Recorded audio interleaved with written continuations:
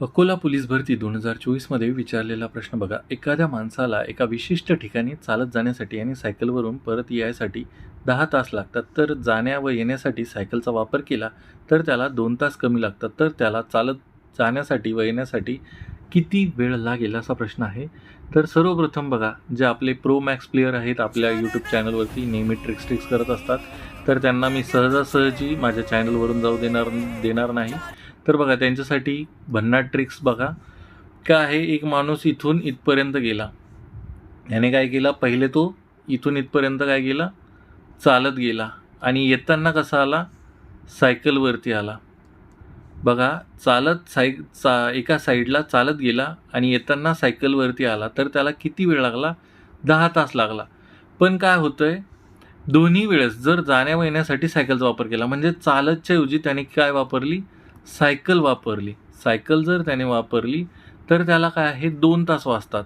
म्हणजे ह्या साईडचं अंतर त्याने किती तास वाचवले, त्याने 2 तास वाचवले. म्हणजे चालत जर गेला तर तो 2 तास एक्स्ट्रा लावतो, बरोबर का? मग त्याने काय केलं असेल, आता हा कन्सेप्ट सध्या विसरून जा सायकलवाला. जर तो चालत गेला, सायकलपेक्षा जर तो चालत गेला तर 2 तास एक्स्ट्रा घेतो. म्हणजेच ह्याच्याऐवजी जर आपण चालत गेलो, म्हणजे दोन्ही साईडला चालत जायला यायला, तर ह्यात इथे काय लागणार आहे, सायकलने इथे 2 तास वाचवले असणार आहे, ते आपल्याला चालत वाढवावे लागतील. म्हणजे किती तास लागतील, तर 12 तास. हा झाला तुमचा शॉर्ट ट्रिक्स. आता तुम्हाला एक्सप्लेनेशन सांगणार आहे आणि कन्सेप्ट पण एक्सप्लेन करून सांगणार आहे काय आहे.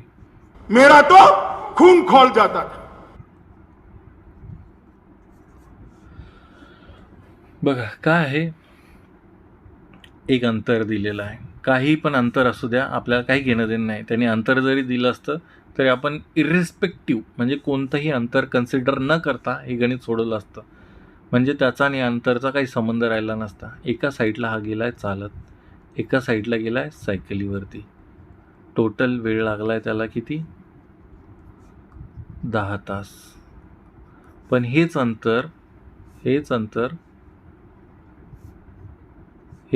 ज्यावेळेस तो सायकल आणि सायकलवरती जातोय तर त्याला किती वेळ लागतोय, 8 तास लागत आहेत. म्हणजे तुम्ही म्हणू शकता की एक वेळेस सायकलवरती आणि एक वेळेस सायकलवरती जायला त्याला किती वेळ लागत आहे, म्हणजे 2 वेळेस त्याने सायकल वापरली. जर त्याने 2 वेळेस सायकल वापरली तर त्याला किती तास लागतात, 8 तास लागत आहेत. मग जर 2 वेळेस जर त्याने सायकल वापरली, हा सायकल प्लस ही सायकल, म्हणजे सायकल प्लस सायकल असं जर त्याने वापर केला, तर 2 वेळेस सायकल वापरलेली आहे आणि त्याच्यासाठी त्याला 8 तास लागलेले आहे.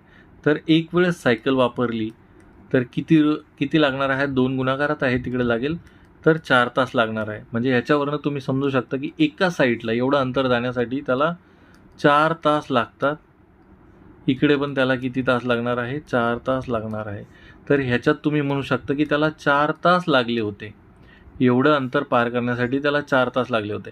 तर चालत जाण्यासाठी, म्हणजे चालत प्लस सायकल जाण्यासाठी, चालत प्लस सायकलवरती जाण्यासाठी त्याला किती तास लागतात, 10 तास लागतात.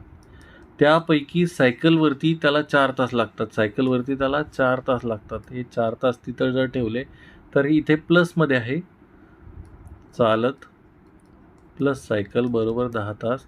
तर हे जे 4 आहे आपण तिकडच्या साईडला पाठवूया, तिकडे मायनसमध्ये जातील, -4.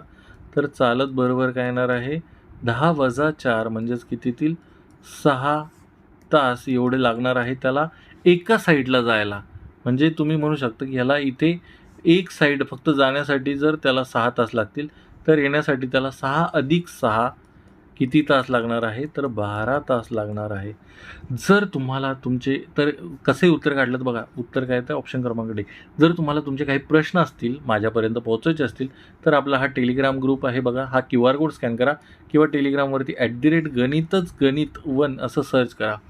आणि जे गरजवंत विद्यार्थी आहेत त्यांच्यासाठी आपण फुल चॅप्टर वाईज व्हिडिओची सुरुवात केलेली आहे. फक्त 59 रुपयामध्ये ही मेंबरशिप मी ऑफर करत आहे. त्यांचा जर त्यामध्ये कोणते व्हिडिओज आहेत ते बघायचे असतील, तर ते व्हिडिओसाठी हा QR कोड स्कॅन करा. आणि आपलं एक व्हॉट्सअप चॅनल आहे बघा, त्या व्हॉट्सअप चॅनलला जर तुम्हाला कनेक्ट व्हायचं असेल तर हा QR कोड स्कॅन करा. धन्यवाद.